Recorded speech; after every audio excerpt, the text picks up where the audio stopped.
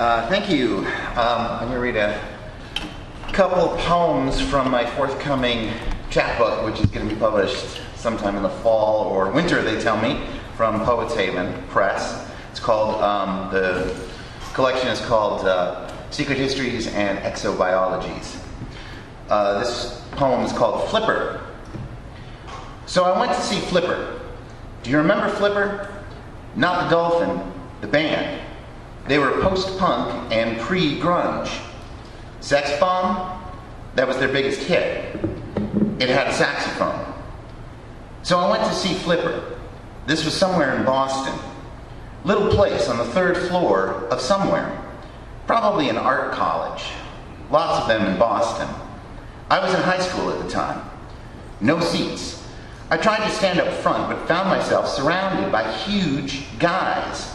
Spiked hair, spiked leather wristbands, Doc Marten boots. Steel-toed Doc Marten boots. I couldn't see the stage, so I moved to a platform towards the back. Flipper started playing. The big guys in front started swinging their arms, smashing their spiked wristbands into one another's faces. I watched in choked horror. Blood was running down their faces. Faces were gleefully needing spiked wristbands. After 3 songs, the police turned off the electricity and shut down the show. So I got on the T, and I went to Passeans in Cambridge to see Allen Ginsberg. Ginsberg was awesome. He played weird musical instruments, he recited poems, he sang. I got his autograph, and an autograph for a friend who couldn't make it. He seemed a little annoyed about the second autograph.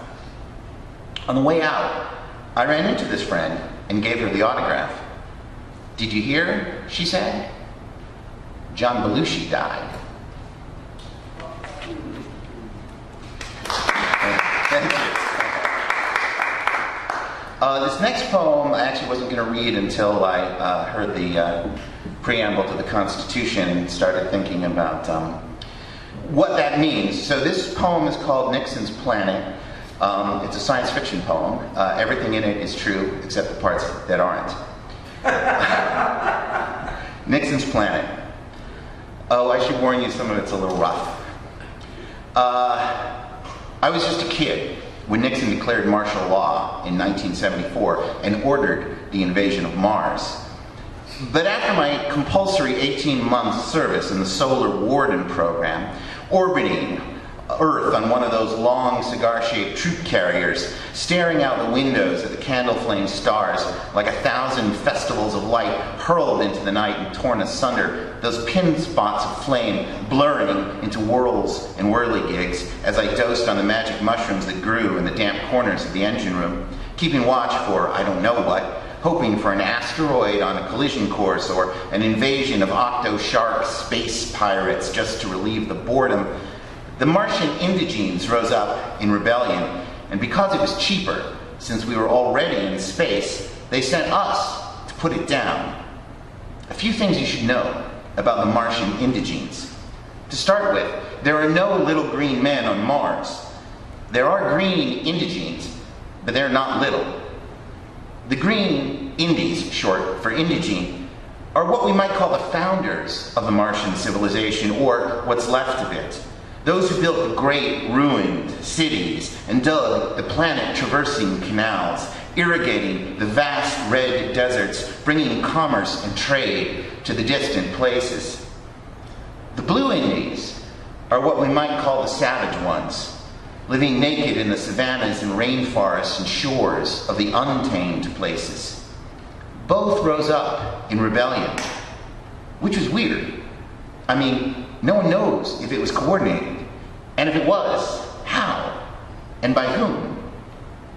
Or was it just some kind of mental telepathy, not even messages, but more like intentions sent via electrical currents in the exosphere, synapses firing through a planetary nervous system? I didn't care one way or the other. I just wanted to go back home. Someday I'll tell you about it. I'll tell you about the battles. I'll tell you about the painted naked blue Indies emerging from the crimson wildfires, armed with Kalashnikovs supplied by the Soviets, cutting us down as we fumbled to reload our M16s. Or the firefights in the narrow stone streets of the ruined cities, the Greens marching towards us with their own pregnant females as humanoid shields, suicide belts strapped to swollen bellies, marching their offspring in front of them.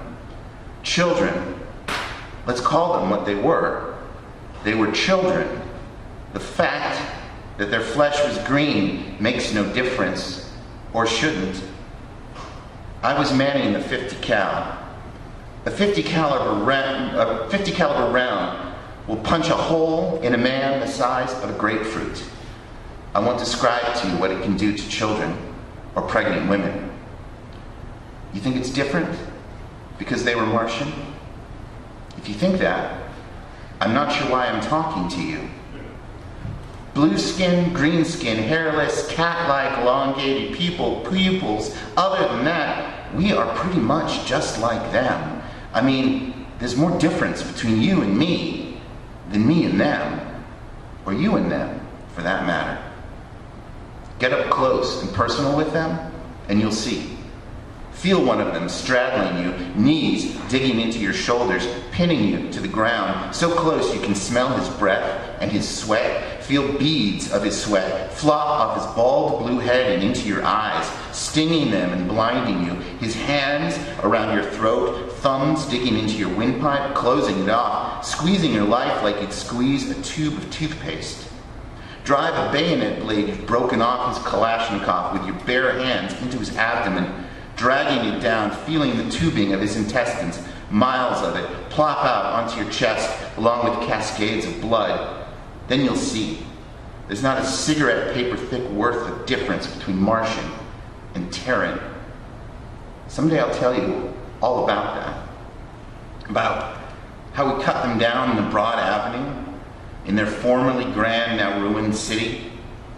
How I made sure to keep one round in my sidearm in case we ran out of ammo before they ran out of bodies, so I'd have one round left to use on myself. Someday, I'll tell you about how after I left the avenue scattered with corpses ripped apart by Uncle Sam's 50 caliber rounds, clumps of meat strewn and twisted, a Jackson Pollock drip painting of magnificent proportion splattered by a Browning instead of a brush, one last green Indie woman, belly swollen, strapped to a suicide vest, ran towards us, and we fired at her. We had to. What would you have done? She detonated, just short. She eviscerated into red mist, right in front of us. Yeah, that's right. Did I not mention this before? Martian blood is red, just like yours, just like mine, just like their dust, just like their angry red planet. I looked down, and I saw the only thing that was left of her, I guess. Her heart, lying there in the red dirt. I don't know what happened to her baby's heart. The baby inside of her, I mean. I guess it liquefied in the explosion. In case you were wondering, yes, a Martian heart looks just like a human one. I kicked the heart out into the boulevard where it rested with the other pieces of meat. Someday, I'll tell you all about that.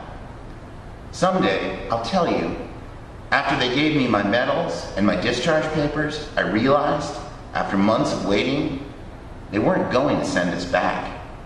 The fuel was too expensive. We had sucked the planet dry, it turned out.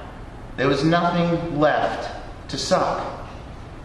We had conquered the planet just in time to rule over its emptied husk, defeated peoples, and degraded cultures. I realized I was not going home. I realized we were all Martians now. Someday I'll tell you about that. Someday. But not today. It's midnight, which means the clocks are stopped for 40 minutes. That 40 minutes of free time we get on Mars to account for the extra 40 minutes in a Martian day compared to an Earth one. Stopping the clocks keeps us synchronized with tearing time. These 40 minutes are ours, because for these 40 minutes, time stands still on Mars. So I propose we finish our drinks, find our way to the back alley, and take off all our clothes. I will show you all my scars, the knotted tissue in my shoulder where a blue Indy spear ran me through and pinned me to the ground, the white flecks of shrapnel wounds scattered across my belly, hip, and thigh like stars strewn across a cold and unforgiving sky. I have long since pawned my medals, but I can't pawn my scars. They are a map upon my once glorious warrior's body, and I wear them with a certain degree of perverse pride. Then you can show me your scars if you have any. An appendectomy scar on your groin, a reminder of a biking accident on your knee, evidence of a skiing mishap on your shoulder, a cesarean scar maybe, violent tear across your torso where an abusive boyfriend threatened to gut you like a fish. Or maybe you have combat scars of your own. Maybe you're an ex-warrior just like me. Perhaps I'm sexist to assume otherwise. I don't know. I know you've got scars. We all do, even if we can't see them. I don't know much about you. You know too much about me. Because like every fading soldier, I talk too much about myself and my stupid war stories. I know nothing about your life. I don't know if, like me, you are a vet, an expat, stranded on the red planet, or a Terran colonist, maybe born and raised here. Does that make you a Martian, even if you're not blue or green? Or a tourist, shelling out for one of those pricey private charters, the only way these days to Earth and back. It doesn't matter. What happens on Mars stays on Mars. So no more talking. No more confessions. We can let our bodies tell our stories. So after we have shared our scars and the war cries they exclaim, I will drop to my knees on the hard, broken Martian granite of the alley in this once great Martian city, and I will put my mouth between your thighs and daven at the arc of your pleasure. Then we can rut like bunnies on top of the dumpster. I'm romantic, sure, but who has time for romance? We've only got 40 minutes. 39 and counting.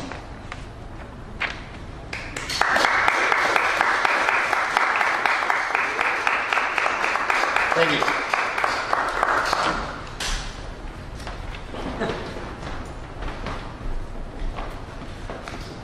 Is that just one chapter, or is that part of a book? That's a poem in the collection, but I don't have any more stories from Nixons Planning yet, although there may be more. Well, keep going. This is very exciting because, but then with Mr. Buchanan and Miss Harris, we have a bunch of storytellers amongst the poets here.